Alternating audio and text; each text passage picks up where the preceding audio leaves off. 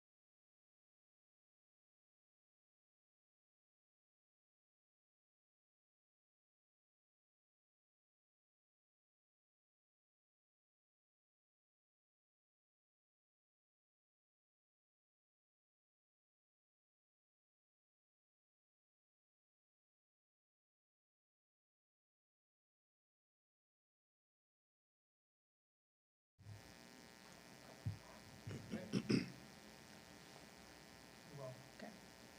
So welcome to the Institute of World Culture, a nonprofit educational institution dedicated to lifelong learning in the promotion of universal brotherhood. The Institute's located in Santa Barbara, California, but is now also streaming events online at our YouTube channel, IWC in Santa Barbara, and you can go anytime, 24/7, and watch programs over the past year plus that have been posted there. So if you're having a sleepless night and need to feed the soul, go ahead and log on. I had the strange experience yesterday. It wasn't strange, but I was working with an A&L technician on a problem I had. And at the very end, I just thought to ask her, well, where are you? And to my utter surprise, she said, "Oh, I'm in Romania."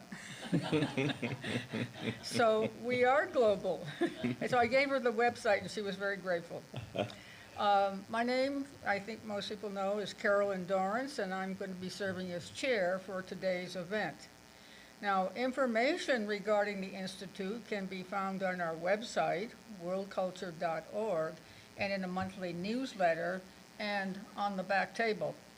You can sign up to receive the newsletter by emailing Jerry, Gerry, at worldculture.org. And she produces a very attractive and informative newsletter. I think most of you know that restrooms are over there and water is back there. So, and feel free to, if you have to, use them during the talk.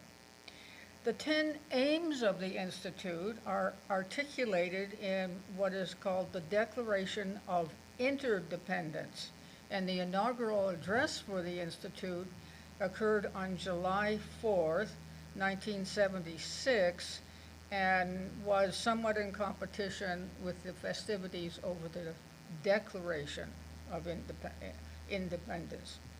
So this declaration, which can be found in this blue brochure, which is back there, has is the foundation of everything we do, and creates a great deal of thought.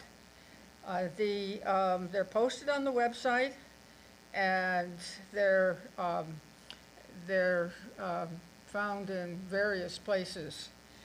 The program today is a forum on Martin Luther King Jr. Vision, Principles, Message, and Legacy.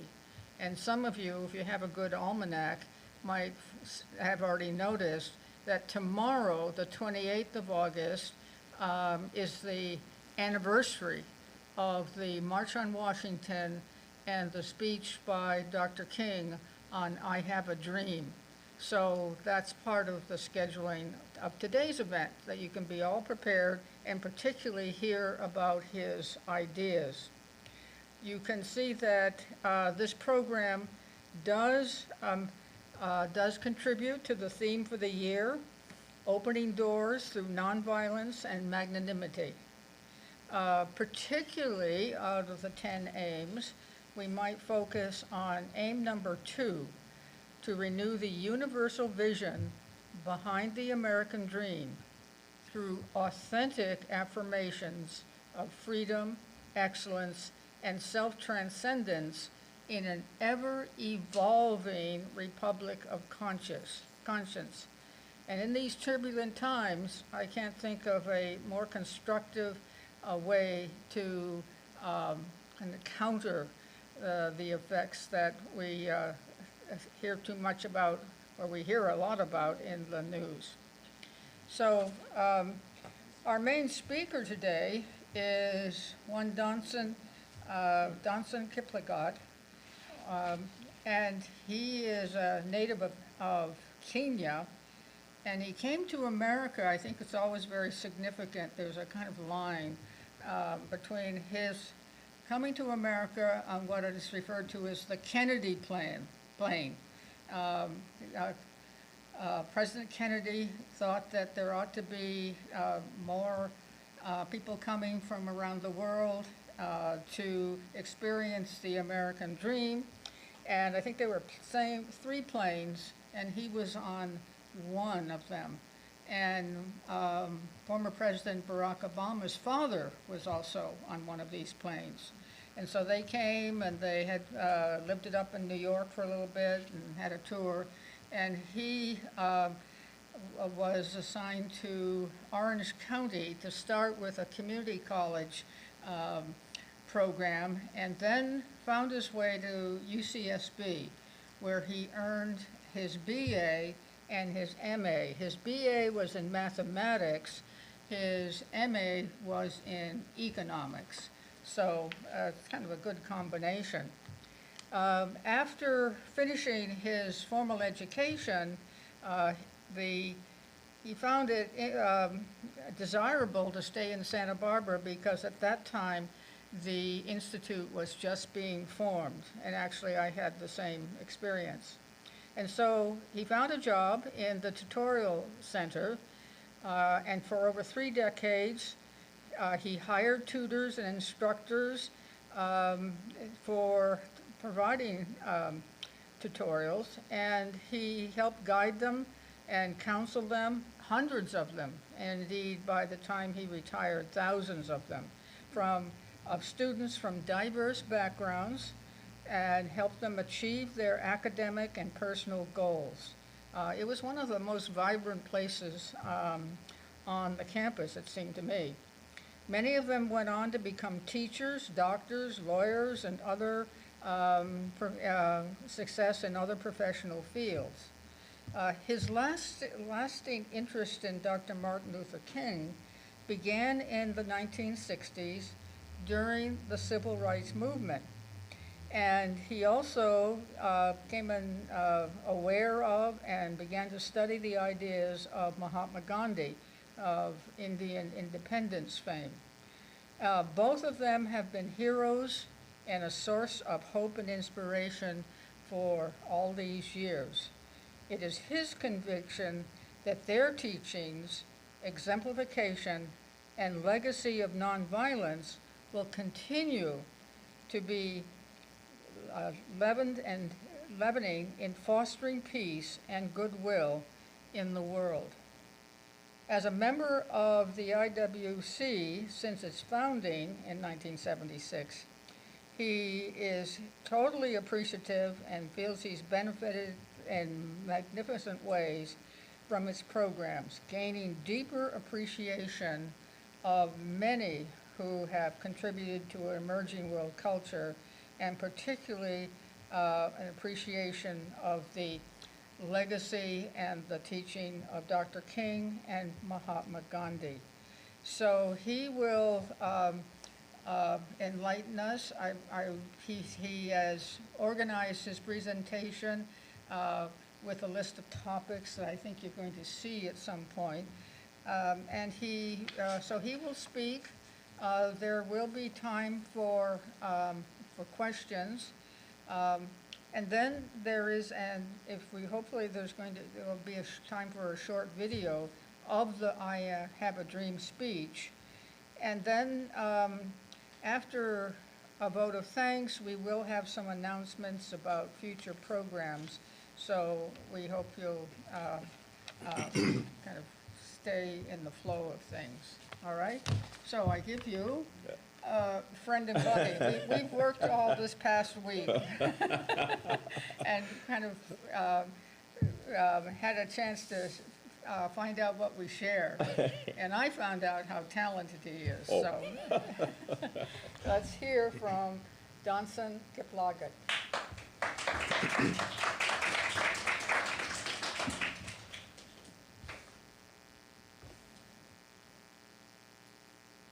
Thank you, Caroline, for those kind and generous words.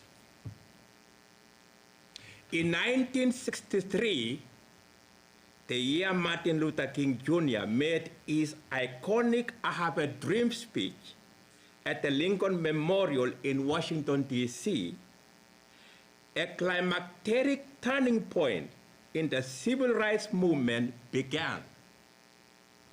An almost unimaginable amount of transformative changes in every field and aspect of human life, thought, and civilization emerged. Dr. King was one of the most inspiring influences in this transformation and became a conscience for America.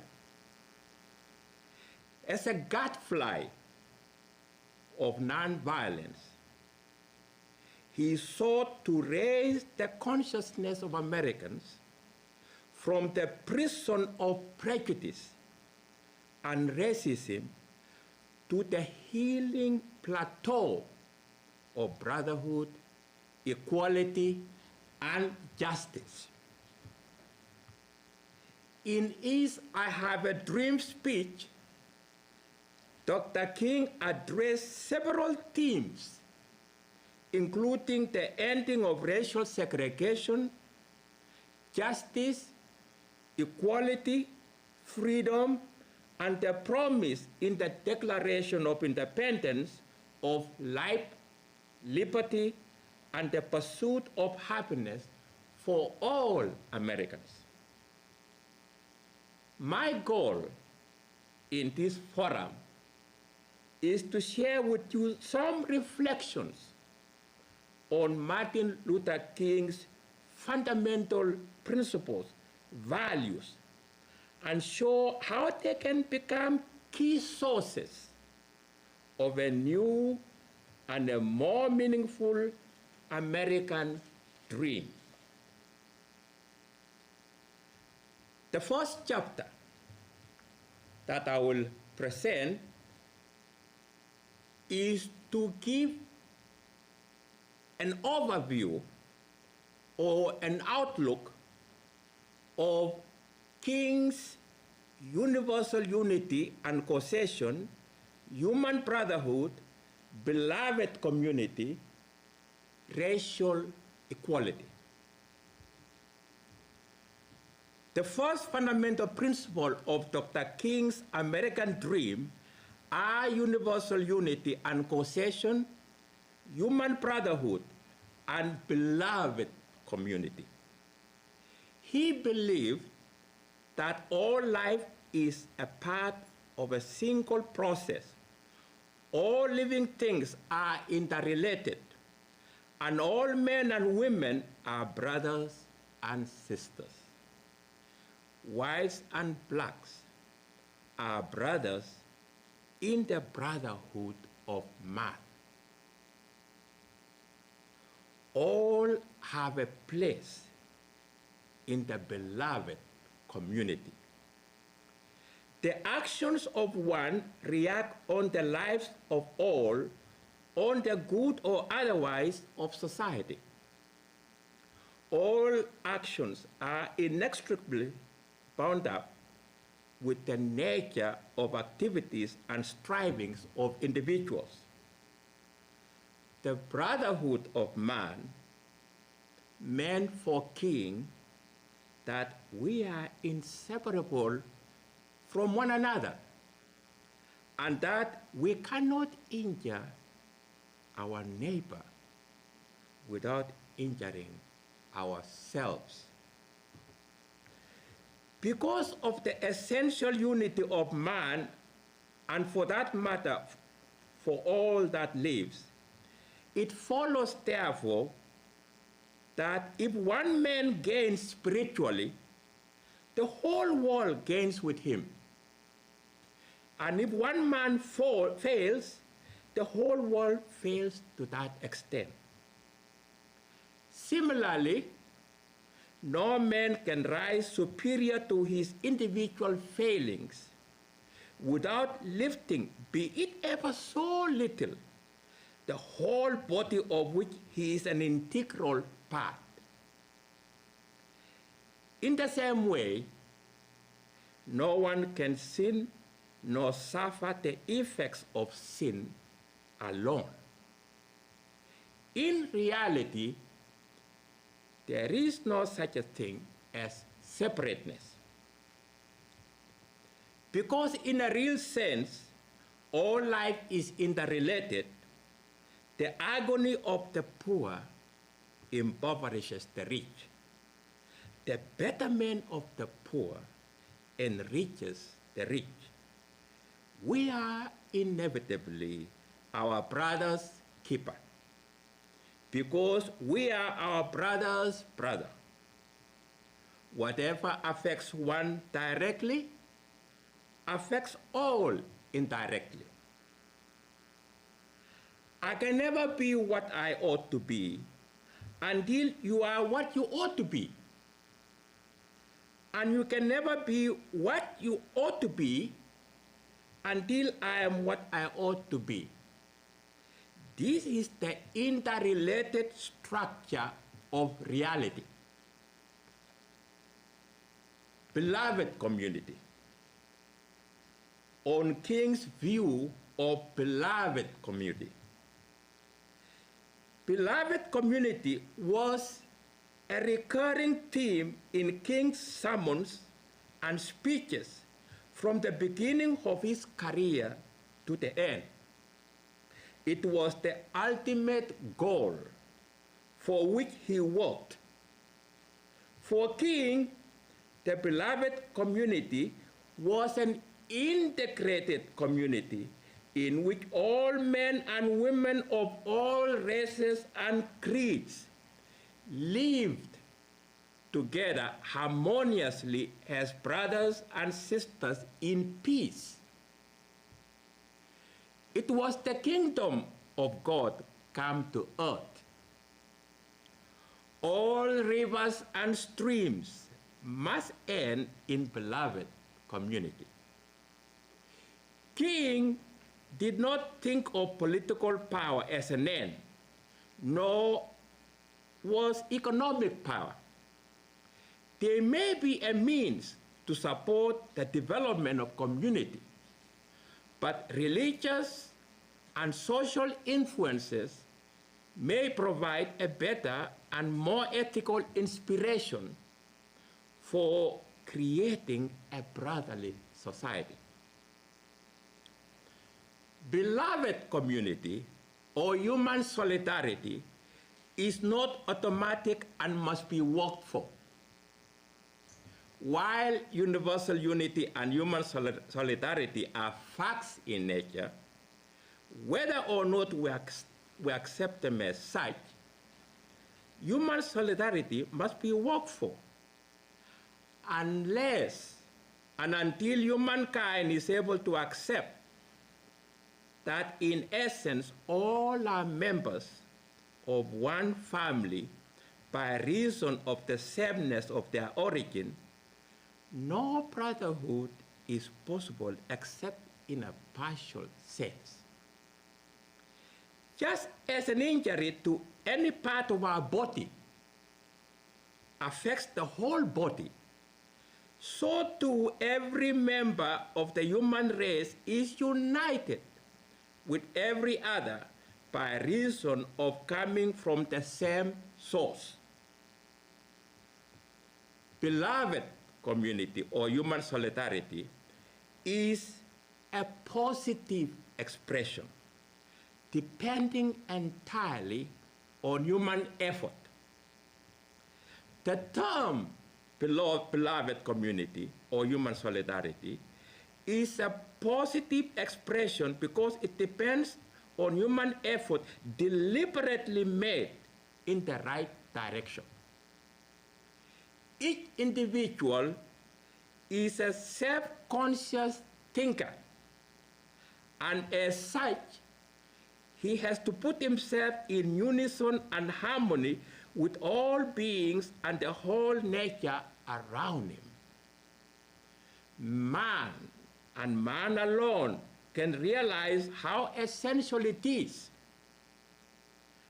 to follow the great law of love eternal, which is the law of interdependence. The dictionary definition of the word solidarity is community of interests, feelings, and actions. It implies common interest, fellow feeling, unanimity of opinion, and resultant action, each acting for the good of all, giving up self-cherishing and starting to cherish others. Great teachers down through the ages have always enjoined the following of the law of love. Jesus said, as Martin Luther King often stated, "Love thy neighbor as thyself." This means the giving up of all sense of separateness, individually and collectively. and the recognition of our own good as the good of all. On racial equality. Racial equality and the end to racial segregation and discrimination. King's life and work in the civil rights movement was dedicated to bringing an end to racial segregation and discrimination through the instrumentality of truth and nonviolence. This helps to foster racial equality, freedom, and justice, the creation of a beloved community. He viewed segregation as morally wrong because it deprives man of freedom, the capacity which makes him a man. Segregation scars the soul of both the segregator and the segregated. The segregator looks upon the segregated as a thing to be used, not a person to be respected. Segregation substitutes an I-it or thing relationship for the I-thou or other person's relationship. It is important that for King, integration is creative and is therefore more profound and far-reaching than desegregation. Integration is the positive acceptance of desegregation.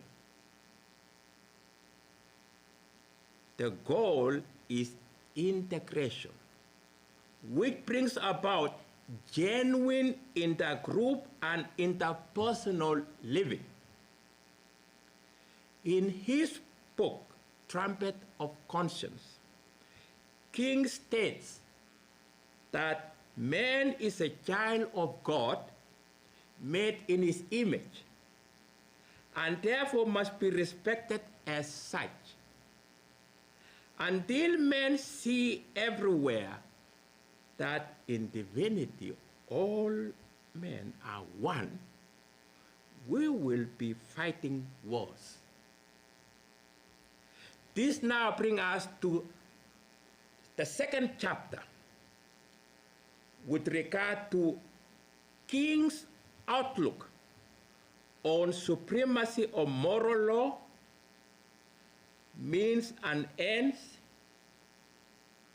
on law, just and unjust laws, on justice, injustice, and economic injustice.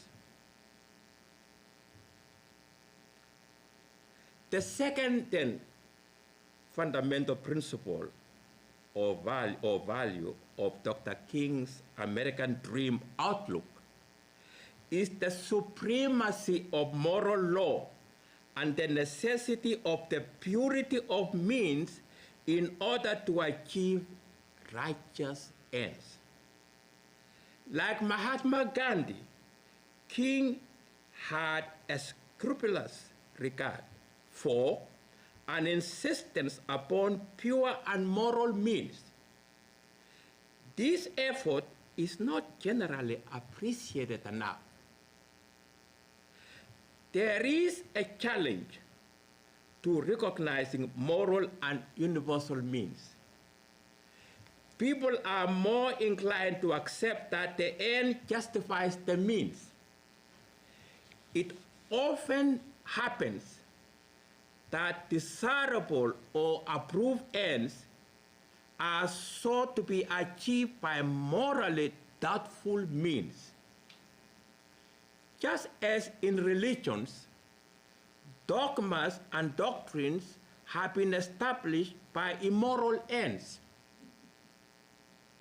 So in recent years, economic, political, and social projects are sometimes sought to be implemented by means that are in direct contradiction to the ends that they may be designed to serve. And justify the means. People say, means are after all means. King insisted that means are after all everything. As is the means, so the end. There is no wall of separation between means and end. Realization of the goal is in exact proportion to that of the means. This is a proposition that admits of no exception. The means may be likened to a seed, the end to a tree. There is just the same inviolable connection between the means and the end as there is between the seed and the tree. The wise farmer knows that if he sows corn, he will get corn and not something else. If he sows weeds, he should not expect weeds. He should expect weeds and not roses.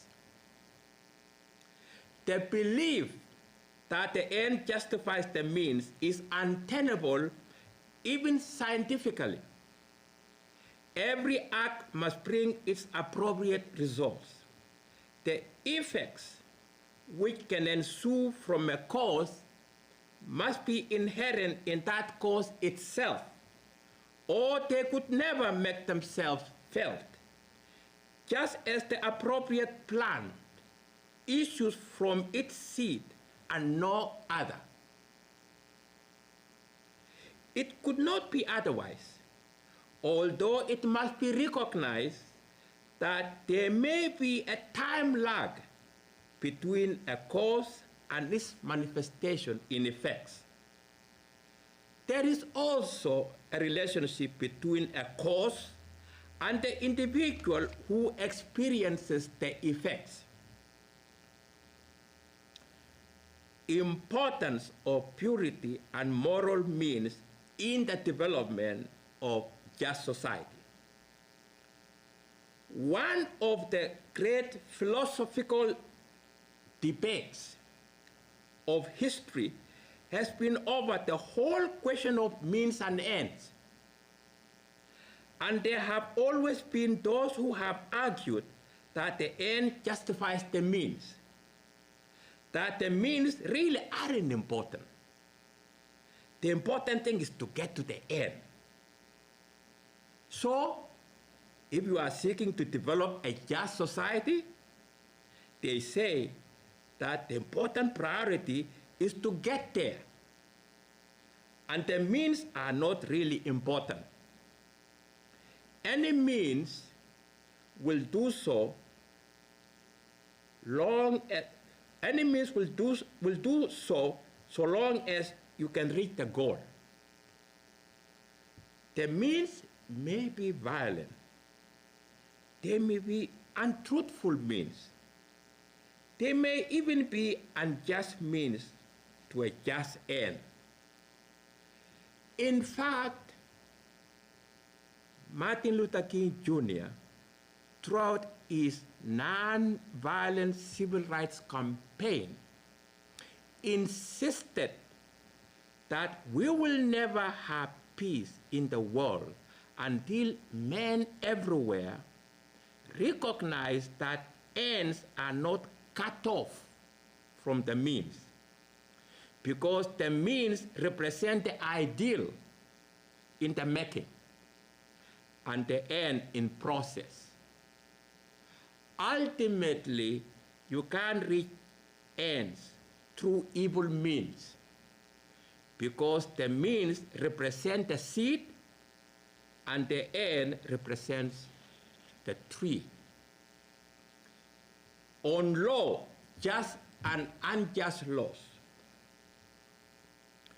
With regard to law in general, Dr. King would urge us to rethink our current views of law, if based on punishment, retribution, or revenge, or as deterrence. What is needed is to adopt a humane, therapeutic, and educative means to law and protection.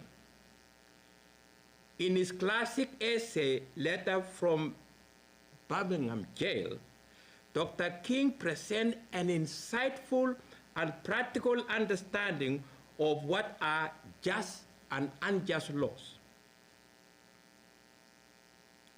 An unjust law is a means whereby a numerical or powerful majority group compels a minority group to obey but does not make it binding on itself. Some criteria of difference are made legal. A just law is one that a majority compels a minority to follow and is willing to follow itself. A just law is a man-made law that squares with moral law or the law of God. An unjust law is one that is out of harmony with the moral law. Man-made laws assume justice, but a higher law produces love. The law may not be able to make a man love me, but it can keep him from lynching me. The law cannot make an employer love an employee, but it can prevent him from refusing to hire me because of the color of my skin. The habits, if not the hearts of people, have been and are altered by legislative acts, judicial decisions, and executive orders. This is, in fact, how racial segregation was ended by the enforcement of civil law. On justice, injustice, and economic injustice. For Dr. King, justice is a universal moral principle that is indivisible and the same for all issues. It is not consistent to be in favor of justice for some people and not be in favor of justice for all people. In his classic letter from the Birmingham jail, he stated in his famous mantra, "Injustice anywhere is a threat to justice everywhere." We are caught in an inescapable network of mutuality, tied in a single garment of destiny. Whatever affects one directly affects all indirectly. On poverty. Poverty for King is a form of violence. It is an oppression against the human spirit. It is an injustice against the innate worth of every human being. It is the result of inequality rather than inevitable proof of inequality. Poverty exists when others are uncaring. King saw the inseparable twin of racial justice is economic injustice. He observed that many white Americans of goodwill have never connected bigotry with economic exploitation. They have deplored prejudice, but tolerated or ignored economic injustice. In fact, during his final years before he was assassinated, Dr. King had shifted his focus of protest from civil rights to economic rights. At the time of his death, he was expanding his movement to include all economically deprived people of all races and creeds in America and those abroad. He called this effort the Poor People's Campaign. Two of the measures he proposed were Bill of Rights for the disadvantaged and a guaranteed national income. This now brings us to the third chapter of our presentation with regard to King's outlook on principles of nonviolent direct action. That he gives 7 principles of nonviolent direct action. One principle, nonviolence is a way for courageous people. It's a way of life for courageous people. It is not for the faint of heart. Nonviolence, in the truest sense, is not just a strategy that one uses simply because it is expedient to use it at the moment. Nonviolence is ultimately a way of life that men live by because of the sheer morality of its claim of rightness. Even granting this truth, the willingness to use nonviolence as a technique is a step forward, for he who takes such an instrumental step is far more likely to adopt full nonviolence later as a way of life. Second principle, nonviolence seeks to eliminate injustice or evil, not to defeat people. Nonviolence is a powerful and just weapon of protest. It is a weapon that cuts without wounding and enables success for the man who wields it. It is a sword that heals. Third, nonviolence holds that unearned voluntary suffering for a just cause is redemptive and can educate it.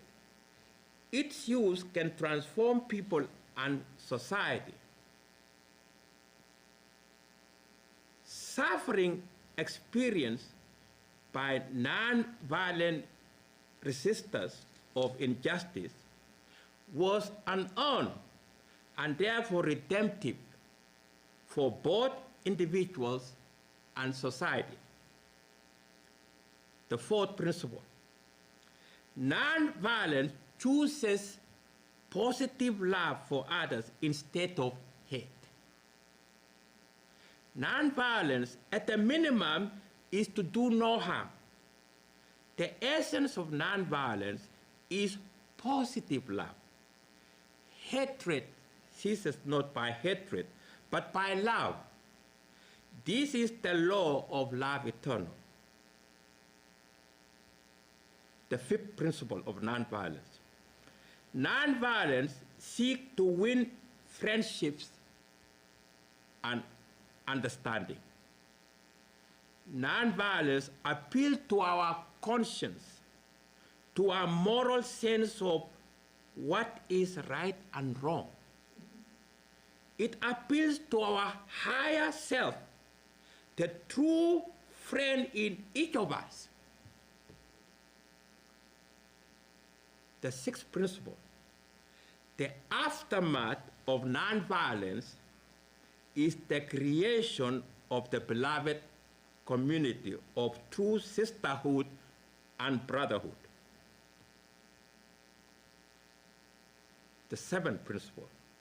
Nonviolence is based on the assumption that the universe is on the side of justice. The moral arc of the universe is long, but it bends towards justice. Dr. King was convinced that the laws of the universe are under the control of a loving purpose. Therefore, the struggle for righteous action by men expresses a cosmic companionship. This now brings us to the fourth chapter with regard to King's outlook on truth, nonviolence, freedom, and love. Another principle in Dr. King's American dream is the unity of truth, nonviolence, and love. He presents this linkage comprehensively in his classic letter from the Birmingham jail. And he states, his insistence on moral means did not imply that evil, injustice, and tyranny were to be tolerated. Humanity's problems would not be solved thereby. He held that evil, injustice, and violence must be resisted and eliminated, but not by using hate, war, and violence. Those means have not brought humanity any closer to the goal of harmony and peace. It was his conviction that nothing enduring could be built upon violence. Brute force has been a dominant means for conquest for thousands of years, and mankind has been reaping the bitter harvest of its use. There is little hope for anything good emerging from its use in the future. Darkness can never dispel darkness. It is light that can dispel darkness. Hatred ceaseth not by darkness, but by love. Dr. King exemplified and amplified the Gandhian techniques of non-cooperation, civil disobedience, and resisting evil through instrumentality of seeking truth and practicing nonviolence. Like Gandhi, King also believed that justice and tyranny persist and prosper because of the active or passive cooperation of the oppressed. In fact, Dr. King believed that freedom is never voluntarily given up by the oppressor. It must be demanded. Freedom is not won by a passive acceptance of suffering. Freedom is won by a struggle against suffering of the oppressed. Dr. King taught and demonstrated a method of non-cooperation with evil that would bring about elimination of evil without harming or harboring hatred towards the evildoer. He always distinguished between evil action and its doer. One who has associated himself temporarily with evil can dissociate himself from it. Non-cooperation with evil is as much a moral obligation as is cooperation with the good. It is never the intention of a non-violent resistor or true practitioner of non-violence to embarrass the wrongdoer. The appeal is never to his fear. It must be always to his heart and conscience. The purpose of an appeal is redemption, reconciliation, understanding, and friendship. While we attack measures and systems, we must not attack human beings. Recognizing that we are imperfect ourselves, we must be tender towards others and be slow to impute motives. This then brings us to chapter 5 of our consideration with regard to King's outlook, which is on theoretical or King's theoretical foundations of nonviolence. Like Gandhi, Dr. King believed in the essential goodness in human beings, the immortality of the soul, the love of God, and the understanding of the moral law, which must show itself in the service of humanity. The foundation of nonviolence is love. According to Dr. King, men must evolve for solving all human conflict a method of nonviolence that rejects revenge, aggression, and retaliation. The foundation of such a method is love. This is a way of ending conflict by refusing to perpetuate it. It is a way of overcoming evil by refusing to play the game according to the rules of evil. The beauty of nonviolence is that it seeks to break the chain of reaction to evil. A distinction should be made between nonviolence as a creed or principle of nonviolence and nonviolence as a policy. One who believes in nonviolence as a principle adopts it as a moral or ethical principle because it is right, not because it works or is an expedient means. One may believe in nonviolence as a policy, but one adopts it on grounds of expedience, useful for the moment, and won't hold on to the action if it doesn't work. There is difference between nonviolence of the strong and the nonviolence of the weak.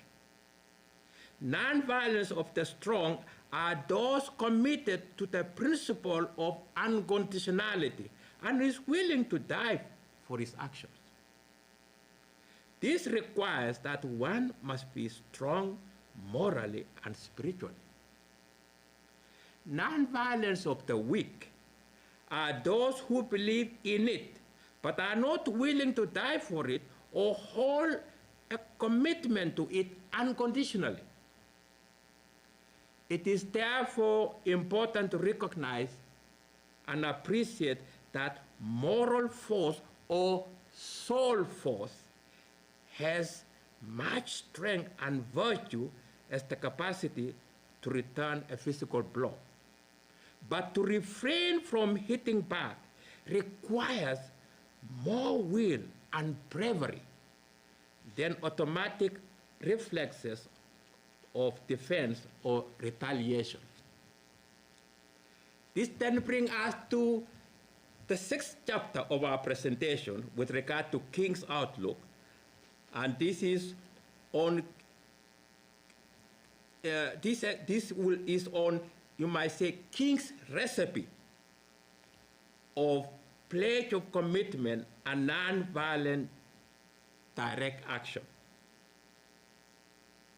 In his autobiography, Dr. King explains the value of taking a pledge of commitment to the nonviolence campaign and gives its 4 steps. Gandhi required in his ashram to take vows, and King saw the value of something analogous. The 4 steps were collection of facts to determine whether injustice exists, negotiation, self-purification, direct action. So how then did Dr. King apply in practice the 4 steps needed to engage in nonviolence? Collection of facts. The first step for a nonviolent movement is to inform interested participants and explore whether injustices are alive or exist. Dr. King realized one needed to understand the circumstances on the ground before taking any actions. So it was important to learn everything about the issues and problems or injustices to be confronted. Expertise was needed to follow the facts wherever they led, and he encouraged others to do the same. Next, negotiation. Armed with facts, now comes negotiation. Dr. King understood that a nonviolent movement needs a process of negotiation. Armed with the facts found in the first step, activists can turn to negotiation, balancing what they feel must be done with what political moves can gain support. According to Dr. King, one of the biggest blocks to dealing with racism was that political leaders refused consistently to engage in good faith to negotiate. Isn't this familiar? In his letter from Birmingham jail, he states, "Too long as our beloved Southland," that is our southern brothers, Southland, been bogged down in the tragic attempt to live in monologue rather than dialogue. The third step, self-purification. When fighting against injustices, Dr. King believed that self-purification was necessary. He described the process in this manner. We started having workshops on nonviolence and repeatedly asked ourselves the question, are you able to accept blows without retaliation? And are you able to endure the ordeals of jail? Of course, accepting verbal and physical abuse from white people was not easy for Dr. King or the young activists who started their own nonviolent movements around the country. But they wanted to make a moral point that black people only wanted equal treatment. Those opposing them, depriving them of human rights, were on the wrong side of history.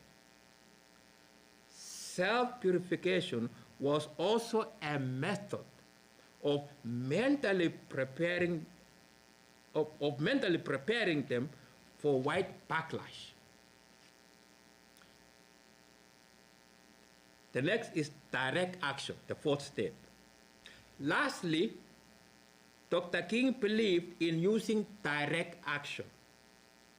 Whether protesting segregated buses, segregated line counters, or police brutality, Dr. King believed it is essential to confront injustices through direct action.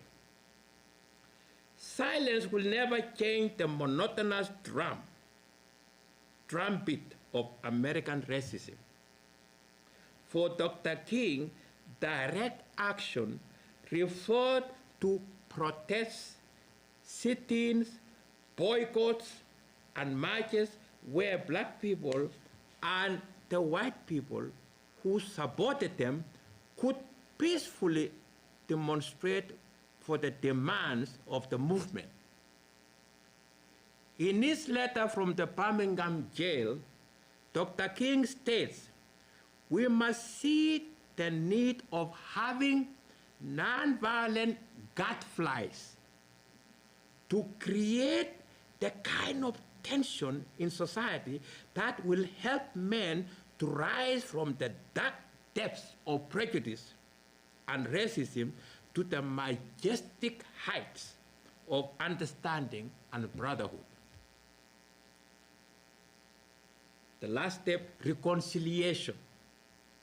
Lastly, in the end, the goal is reconciliation with one's opponents so that all can begin to heal and move closer to the vision of the beloved community.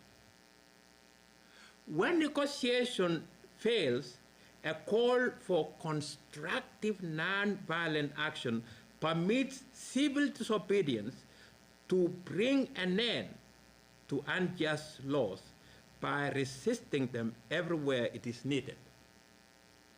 All volunteers for participation in sit-ins, demonstration, boycotts, etc., had to sign a pledge to register their commitment as soldiers of nonviolence. For Dr. King, the discipline of the pledged civil rights volunteers was as strict as military discipline, which is externally imposed.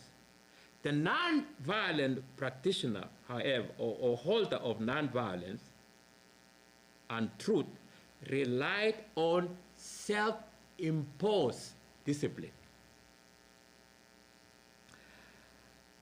And this is the pledge that all nonviolent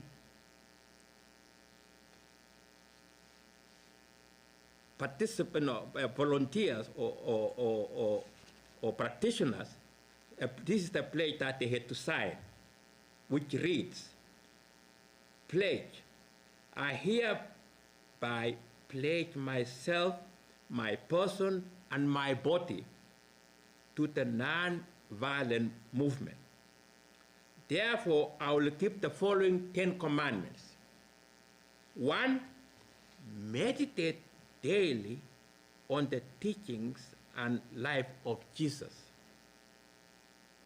2, remember always that the non-violent seek justice and reconciliation, not victory. 3, walk and talk in the manner of love, for God is love. 4, pray daily to be used by God in order that all men might be free. Fifth, sacrifice personal wishes in order that all men might be free. Six, observe with both friend and foe the ordinary rules of courtesy. 7, seek to perform both regular services for others and for the world. 8, refrain from the violence of fist, tongue, or heart. 9, strive to be good. Strive to be in good spiritual and bodily health. 10, follow the directions of the movement and of the captain or demonstration.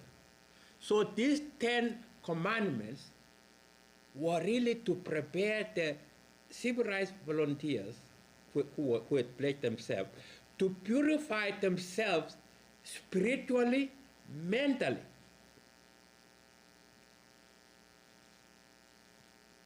And therefore be ready to be compassionate and beneficent when it comes to actual practicing or engagement on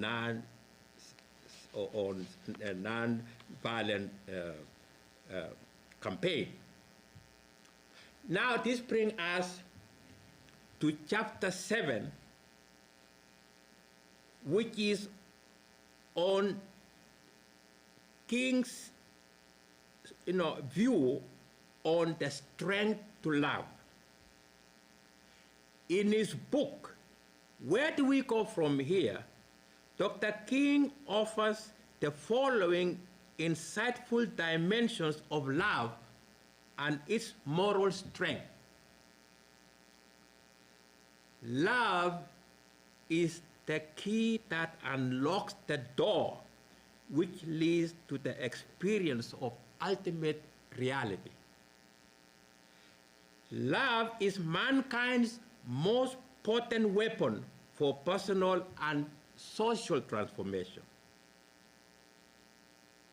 Dr. King stated that he had seen early on that the Christian doctrines of love, operating through the Gandhian method of nonviolence, was one of the most potent weapons available to the African American in his struggle for freedom. Love that does not satisfy justice is no love at all. It is merely a sentimental action. It is merely a sentimental affection, little more than what one would have for a pet. Love at its best is justice concretized. Power without love is reckless and abusive. Love without power is sentimental and anemic. Power at its best is love implementing the demands for justice. Now this brings us then to the 8th chapter, which is the pledge of commitment and the ladder of love. This is what these levels of love is what would enable us to see what level of love is needed to be truly a non-violent resistor.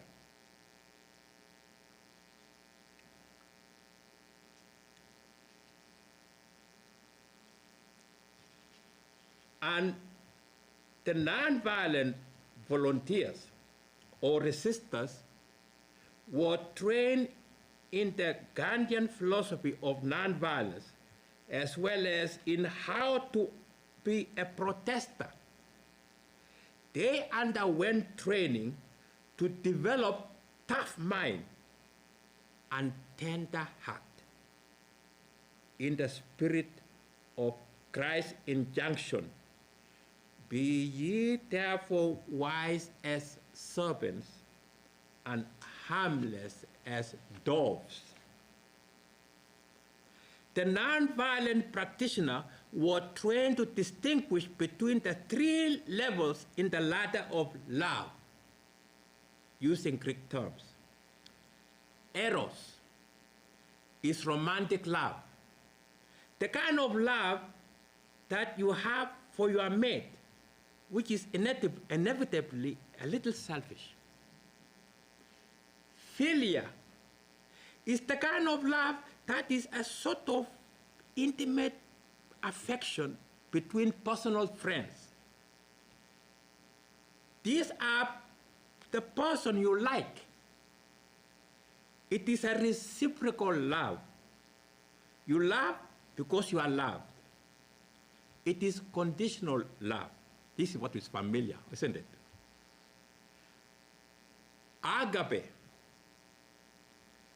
is more than romantic love and more than friendship. It is unconditional love with understanding. It is creative and feels redeeming goodwill towards all human beings. It is overflowing love which seeks nothing in return. When you rise to love on this level, you love people who don't move you.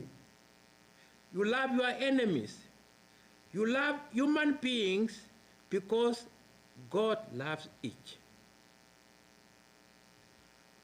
Agape is the love that all non-violent volunteers have to cultivate and embody. It is love that seeks no return and that loves one's enemies or those one finds distasteful. It is love towards everyone because God loves every human being. God is love and is the unifying force of life at the center of the cosmos. In other words, it is unconditional love. It is interesting to note that this ladder of love presented by Dr. King has a parallel with the rendition presented in the Upanishadic Hindu scripture, which says, "He who loves lives. He who loves himself lives in hell.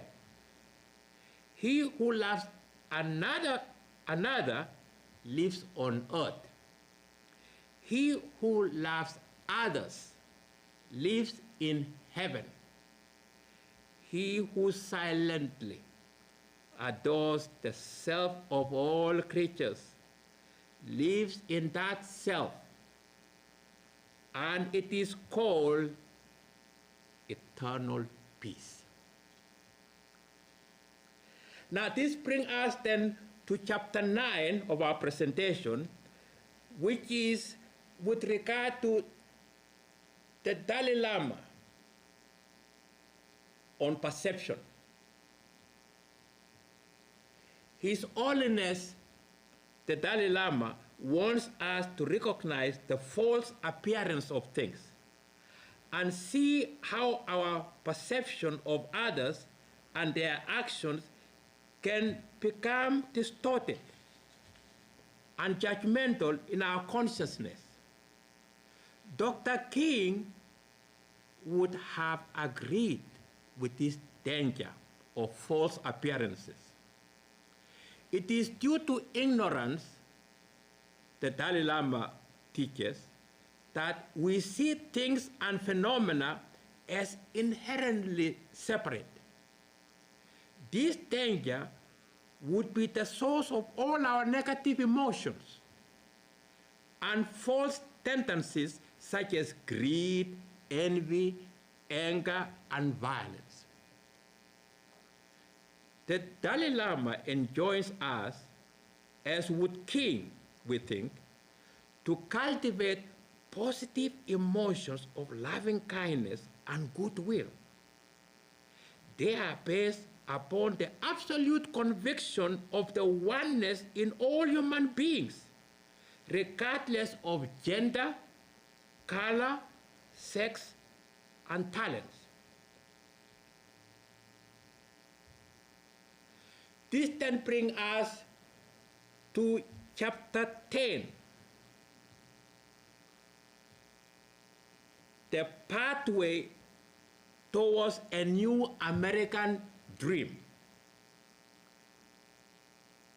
We might ask the question, how can the adoption and practice of Martin Luther King's fundamental ideas offer a new formulation of the American dream?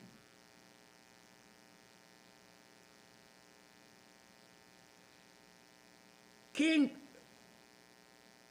would urge us that we should revolutionize our American dream in terms of true nonviolence. And he states, nonviolence is the golden link that binds together the American dream of life, liberty, equality, and the pursuit of happiness into brotherhood and sisterhood. It is interesting to note that Gandhi predicted that his nonviolent campaign would flourish in America through African Americans and be spread around the world. In fact, Dr. King, before his assassination, was planning to promote nonviolence internationally. Dr. King's ideas and values could redefine what it means to be an American. As America is an integral part of the world and of humanity, the common good of all should be the prize aim of everyone. Tom Paine, who was instrumental in the philosophical foundation of the American Republic, defined what it means to be an American and world citizen. He expressed his view as, my religion is to do good. My country is the world. So a new vision of the American dream requires us to rethink and revolutionize our concepts of unity, brotherhood, equality, and real diversity. Our perceptions of unity must be based on the brotherhood and sisterhood of humanity. Equality is rooted in our spiritual identity, from which all have come and into which all must return. Diversity emerges from liberty and the choices we make for living life in a civil society. The second idea or principle that we should revolutionize when thinking of a new American dream is on individuality, individualism, and community. When we speak of unity and diversity, it should be understood that there could be no diversity without unity serving as a binding source of minimal obligation. Unity consists in the common source and essential nature of human potential. A distinction must be made between individuality and individualism. Individualism has to do with selfishness, self-centeredness, and separation from others. Individuality has to do with the recognition that we are spiritual beings and that individuation is a process of continuous expansion of our sense of potential and responsibility. It broadens, not narrows, our sympathies, thoughts, values, and aspiration for universal benefit for the good of all. This is how we ceaselessly integrate our sense of beloved community. Individuality breeds hope, happiness, joy, and harmony.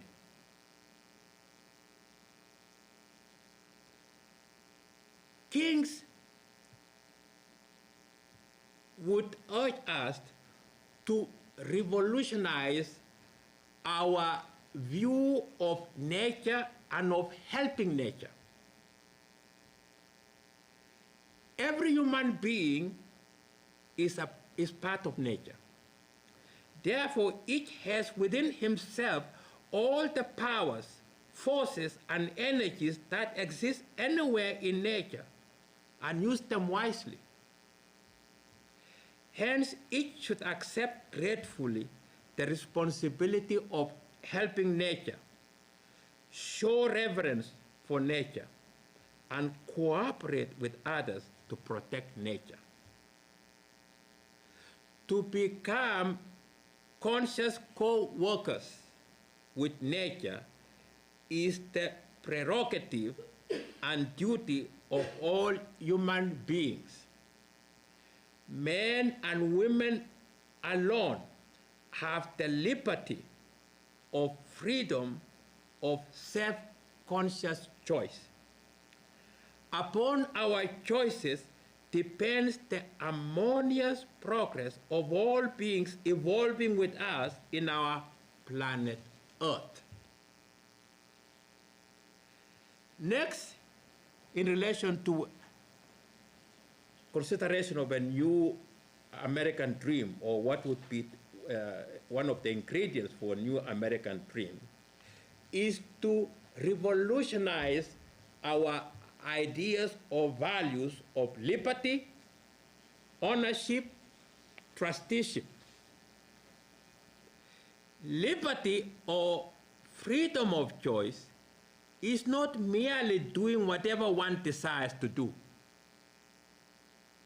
but entails responsibility and the acquisition of knowledge and discernment of good choices. This involves deliberate choices using spiritual ideals as distinguished from material assumptions. We know from experience that mere material things make no appeal to our higher and deeper feelings as spiritual beings. The import of all this capacity is that every human being is a trustee who needs to use all his spiritual, moral, intellectual, and physical resources for the benefit of humanity and of all nature. So a new American dream in the light of Martin Luther King's outlook must be enshrined in universal brotherhood and sisterhood based on the oneness of all humanity without distinction of race, sex, gender, or any other source of discrimination. A beloved community in a democratic society should be the foundation of civil rights and attain the elimination of poverty through a guaranteed annual income. Thank you.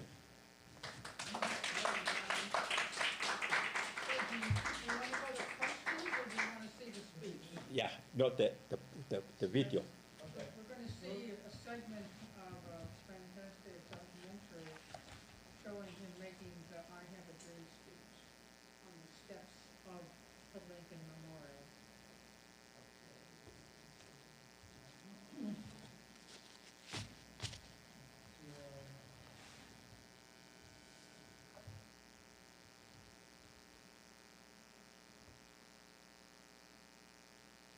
100 years later,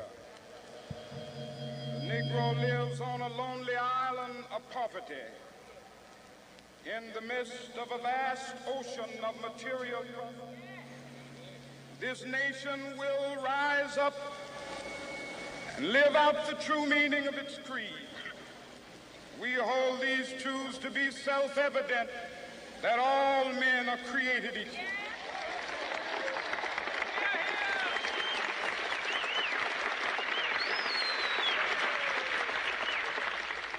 I have a dream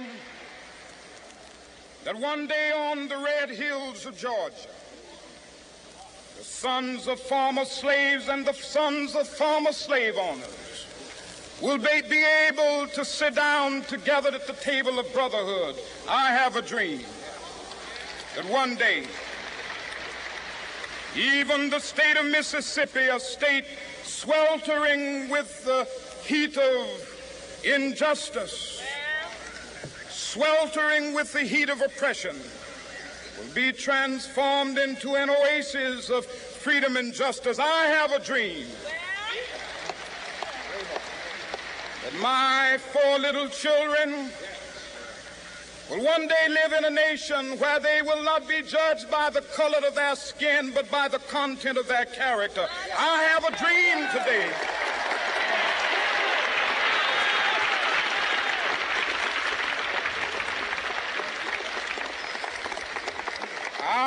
a dream that one day down in Alabama, with its vicious racists, with its governor having his lips dripping with the words of interposition and nullification, one day right there in Alabama, little black boys and black girls will be able to join hands with little white boys and white girls as sisters and brothers. I have a dream today.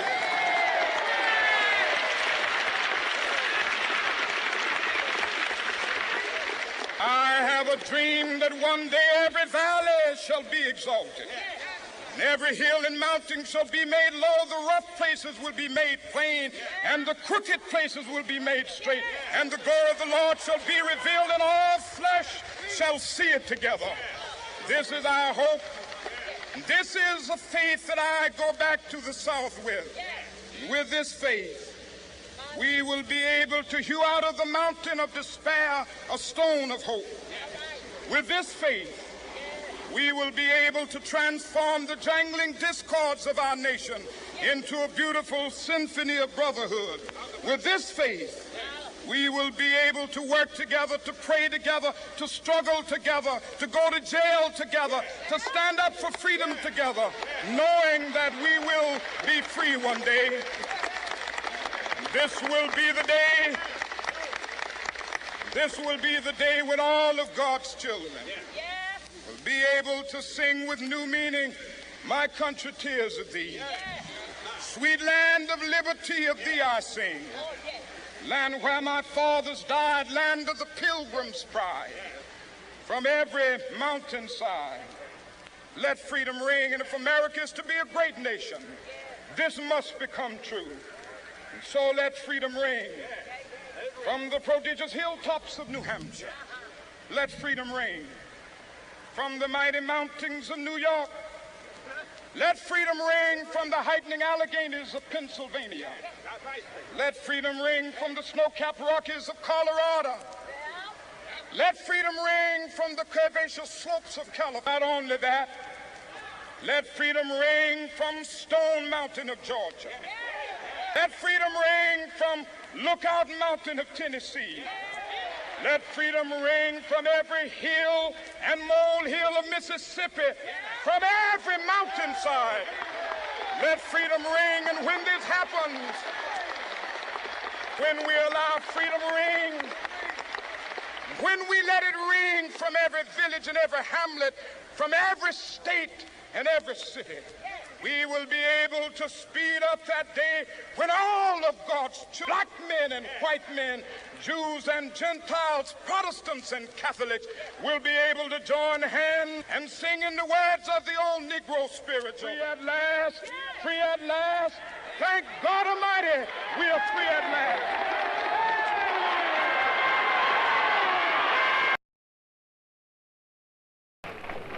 I have the pleasure to present to you Dr. Martin Luther King, Jr.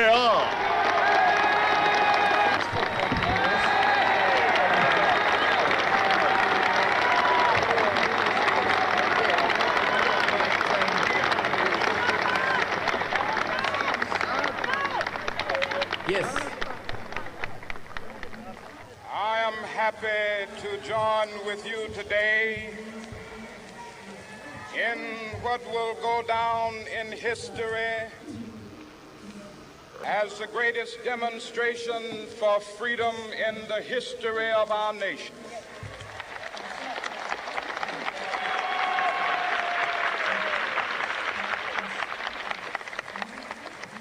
Five score years ago,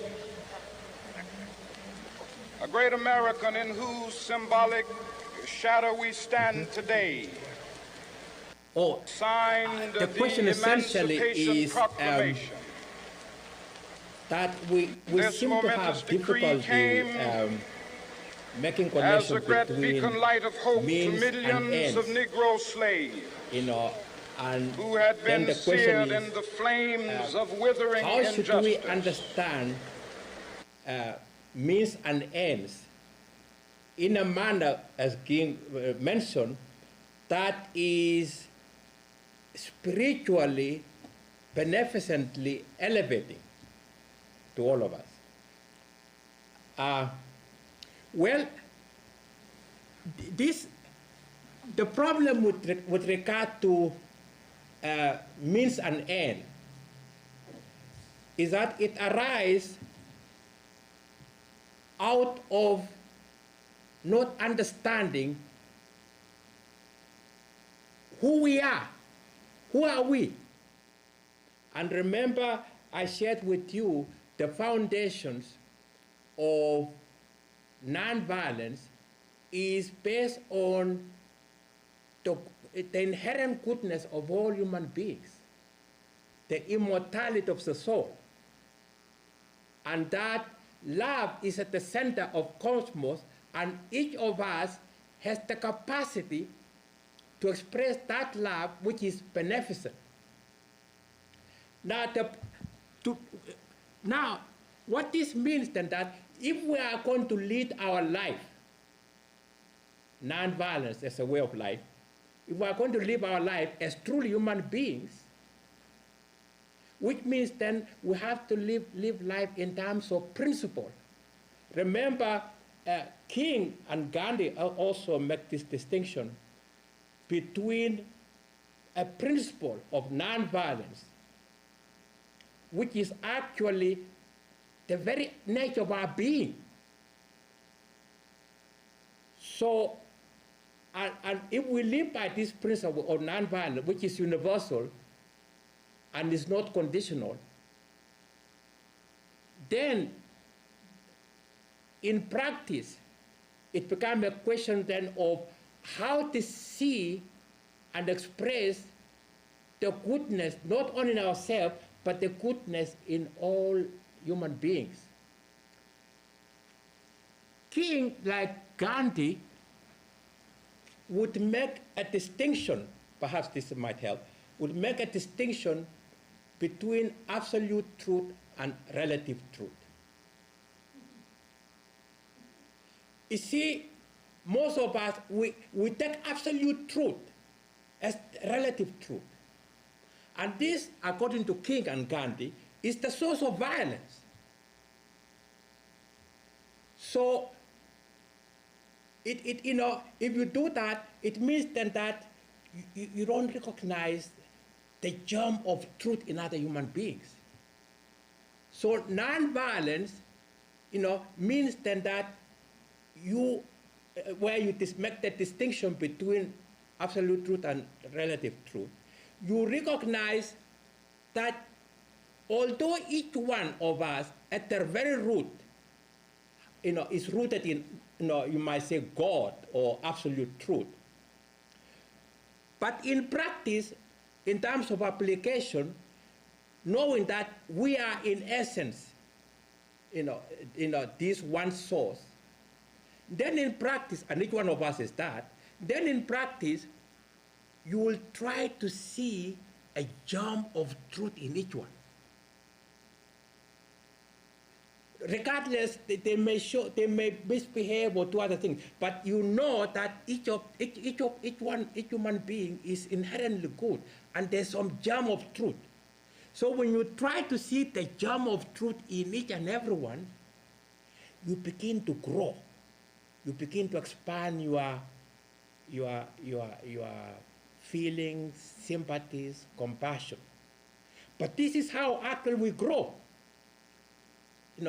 That the more, you see germ of truth in each one of us, the more then we grow. And this goes on, this is what we call the principle of perfectibility. There's no end in terms of our growth. So this, I think, is the main problem when we confuse means and ends. The one who takes, end justify the means, that means actually that you are concerned with yourself. It's selfishness. It's based on the view that you are separate from others, as Dalai Lama would put it. And if you look at others as, view others as separate, then in the end, that's the source of all the violence, the source of all the misunderstandings, and of course, the source of greed and all that. So, and so you might say that the end justifies the means, where you do things because, of what it will benefit you as a person, as a separate being. Of course, in the end, that will end in destruction. You compound more and more ignorance. So these are some of the few points, we wanted to, to share, when it comes to means and end, in that it is based on our understanding of who we truly are. And if we are spiritual beings, inherently good, then it means in our action, that must be a perspective in which you hold unconditionally. So that in practice, then you know how to discriminate between good and evil. So anyway, those are the few. Yes? Thank you for your comments. The talk was given in 1963, and in the talk he says 50 years ago. A score is 20 years, so that's 100 years ago, which is 1863. That's Lincoln. Yes. The Gettysburg Address, in which he says 7 years ago, which was 87 years ago, goes to 1776. And he says, America was founded on the principles of freedom, of justice, and the equality of all men. Yes. Can you connect together King, Lincoln, and the founding fathers, and the implications for 1963 as being a watershed moment? Wow. Repeat the question for the people online. Wow, that's quite a, Do you want to be here till 5 o'clock? that's, but, You have but- to repeat the question. oh, Yeah. okay. The question raised by the questioner is that 1963, have a dream speech. King referred to it in terms of Lincoln, which is 1863. In terms of King, Emancipation Proclamation. But also the questioner mentioned that this also goes back to the founding of America, which was founded on equality, freedom, justice, all men are equal. So, the question I raised, how should we bring all this together? How should we then integrate the original promise, which actually Martin Luther King in the I Have a Dream speech referred to? How do we integrate that promise in 1776, which was a promise for all Americans for freedom, equality, pursuit of happiness, and so on?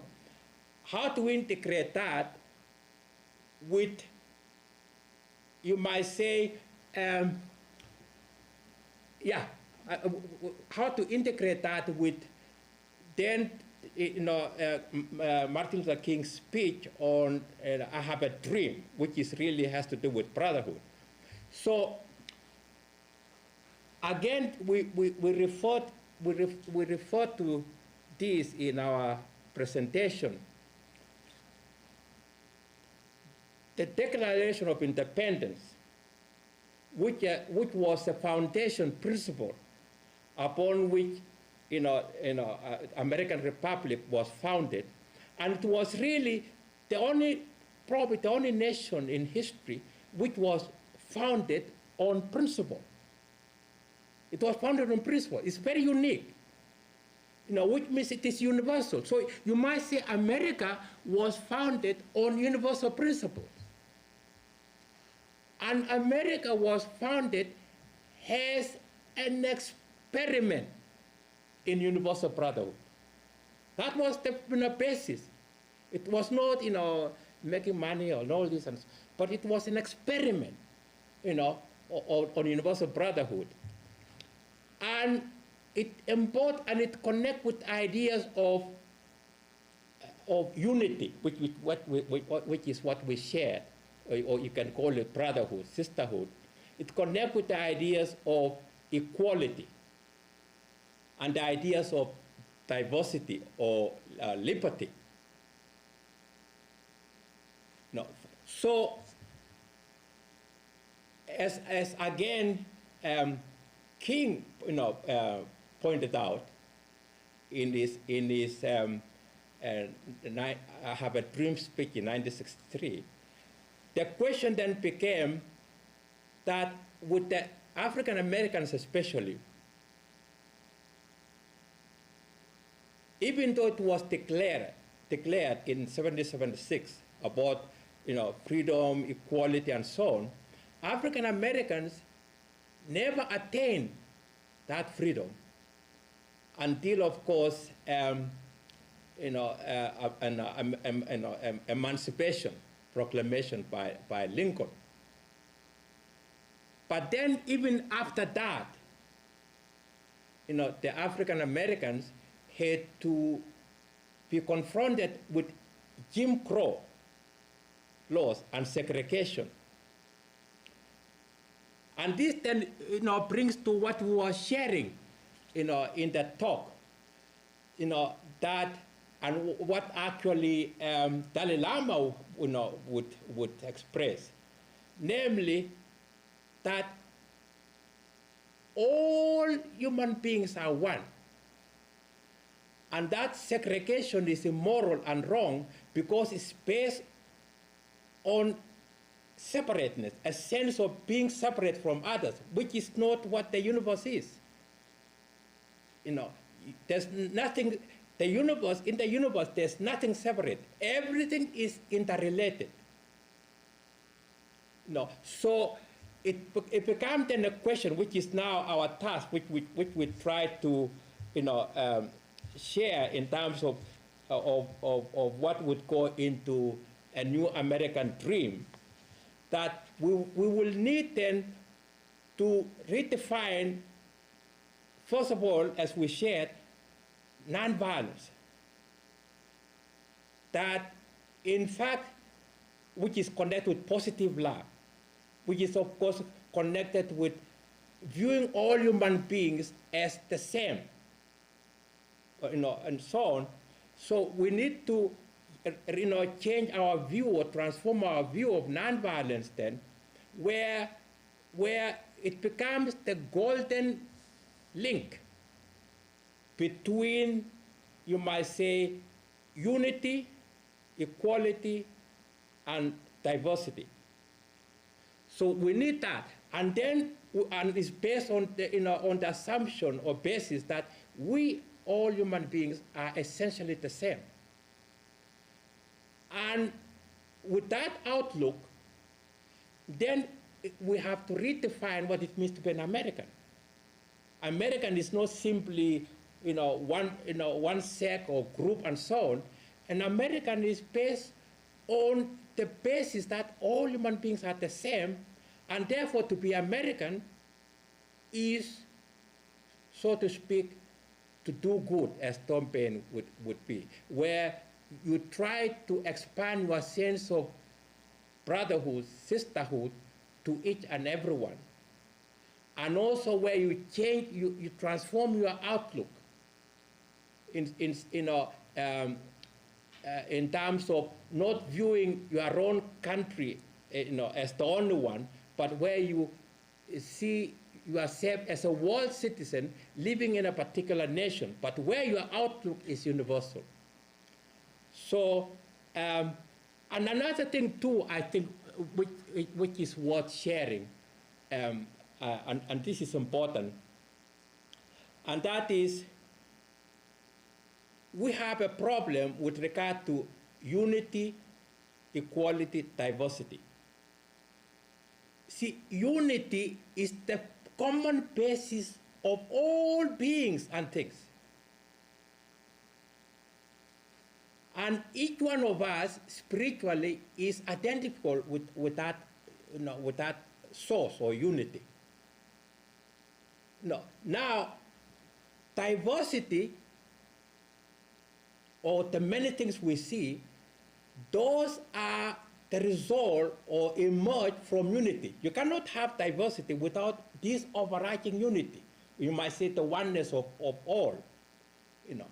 So when it comes then to our understanding of why we're here on earth, we need to understand that we come from the same source. Namely, you can call it God, light and so on. We come from the same source.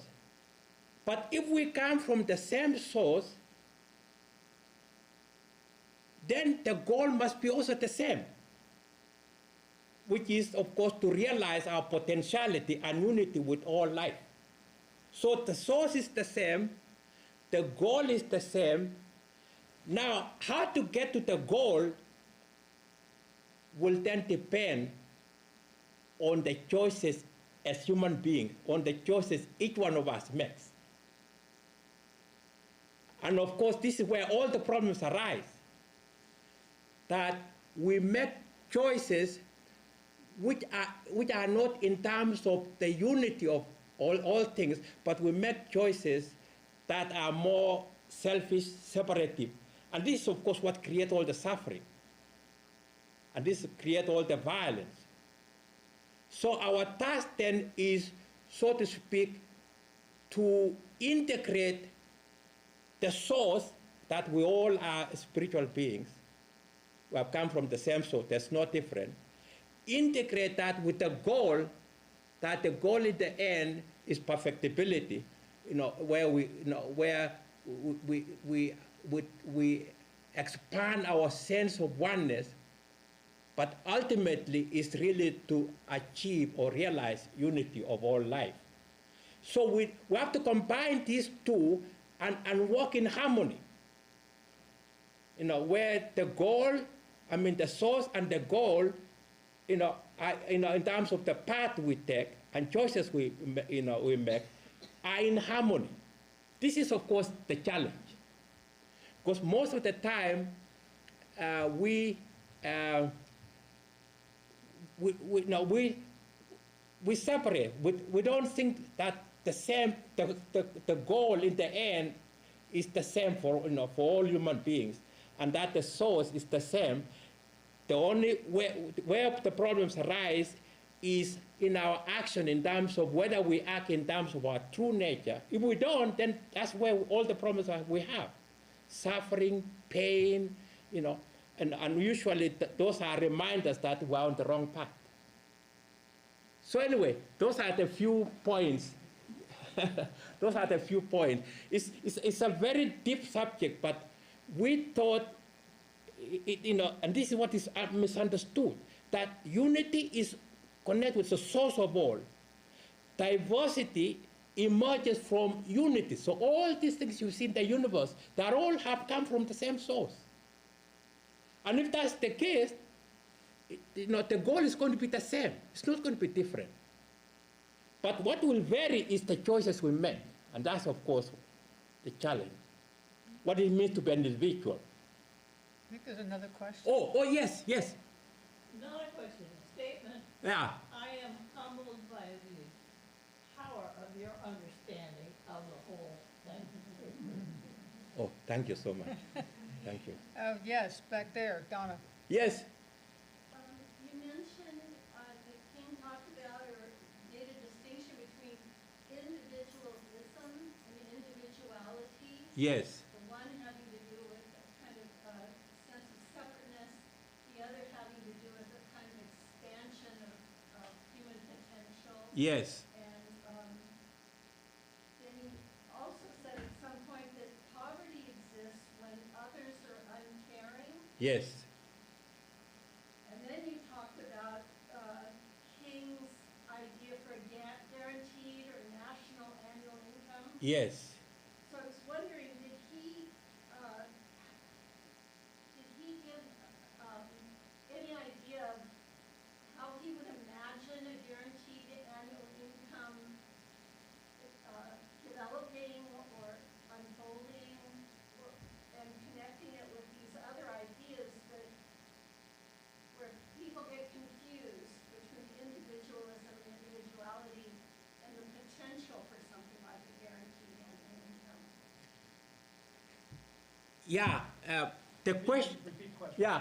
The question essentially, without it has to do with, first of all, trying to understand the difference between individuality and individualism. And also the question raises a point that Martin Luther King raised, namely that poverty arises out of people not caring. And of course, poverty, of course, is really you might say it almost violates our own inherent potentials. So the question that's raised is how to understand this, especially eliminate poverty, and how would King view the elimination of poverty in terms, which is, of course, for him was in terms of, you might say, having guaranteed annual income, especially in America where it is wealthy, so that the only question is a question of distribution. So we don't know whether we are getting the spirit of it in the way we are try to formulate your question. Well, the first thing really, is, the whole problem of poverty, which really is, in fact, King mentioned this in terms of interdependence, that poverty, arises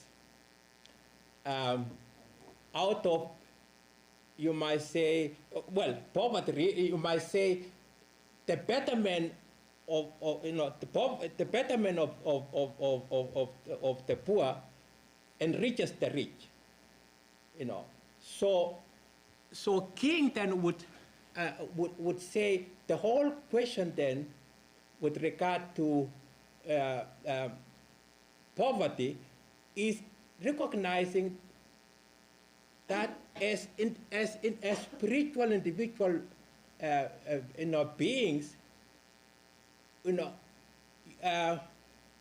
you might say, we can only grow, develop by, so to speak, expanding our sense of compassion to others, which means, of course, expanding opportunities, for others. So unselfishness, which is individualism, is more, so to speak, thinking yourself separate from others. We are concerned with fame, power, but in the end, it sort of cut down or reduces one's sense of compassion, understanding, ignorance, in the end, of course, self-destruction. So King then would probably say that in order to solve poverty, we need then to change our ideas or conception of, you might say, not only humanity, but why we are here. That the whole purpose of life is to grow, expand. It's not to make money or fame, but to grow, expand, gain greater knowledge of who we are. But that cannot happen unless, of course, you expand opportunities, and so that others can also grow and and flourish. And for King, the pathway towards this is, and concern for others is, you might say, having certain guaranteed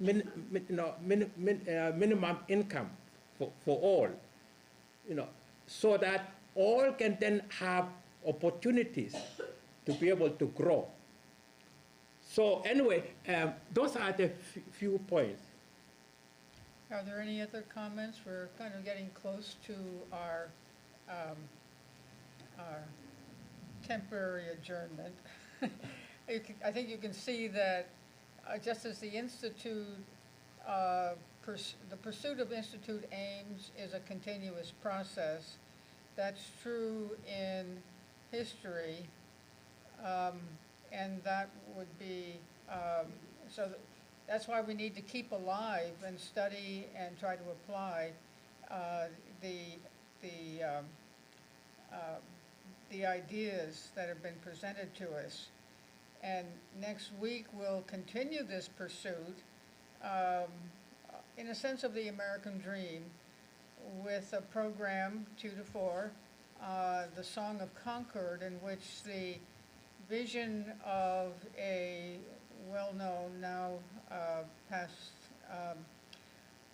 you might say, composer and leader, Phyllis Zimmerman, composed the song and organized a choral group that offered a vision of America and of fundamental ideas. So we hope that you'll return for that.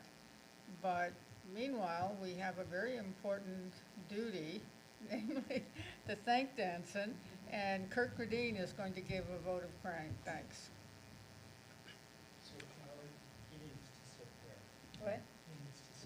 needs to sit there? Okay, no problem.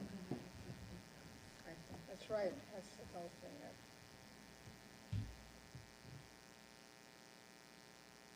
Technology limits us.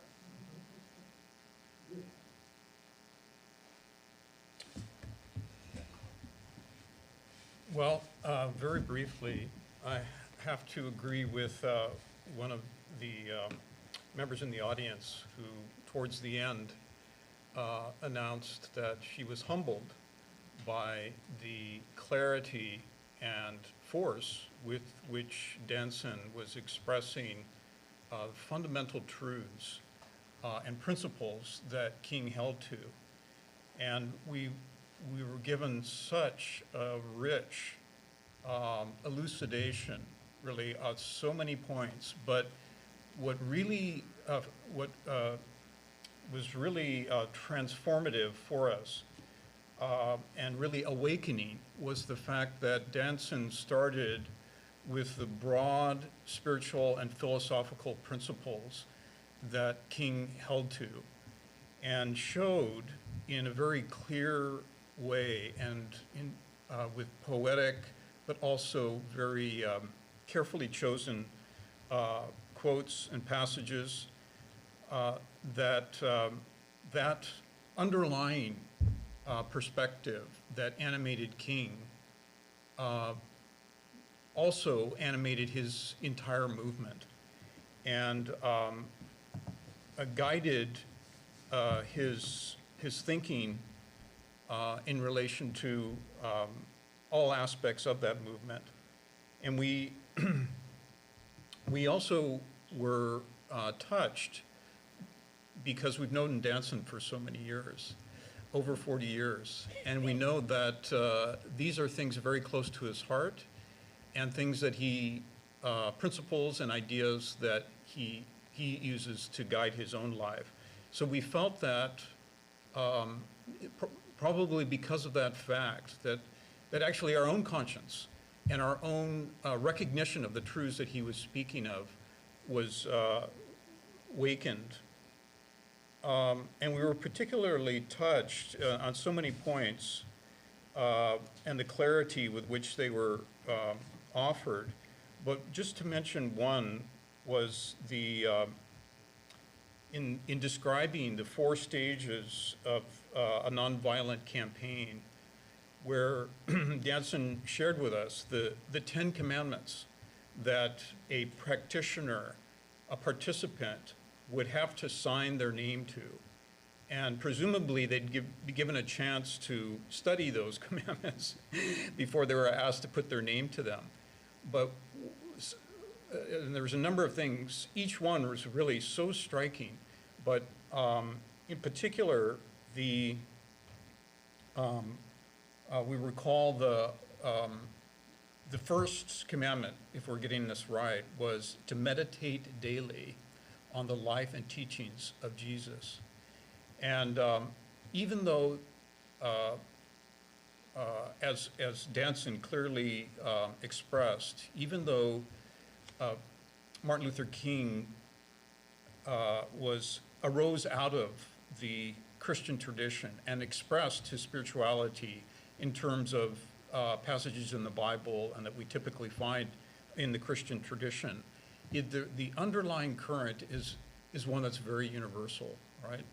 And this is a point that Danson also kept leading us back to, that the principles that King was espousing were facts in nature.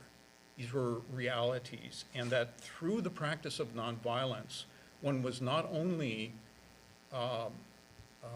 transforming society, political, social institutions and laws, but one was actually moving towards a deeper understanding of the fundamental reality of life. And just how beautifully that was put together. So thank you, Danson, so much for a really remarkable presentation. Thank you. Thank you.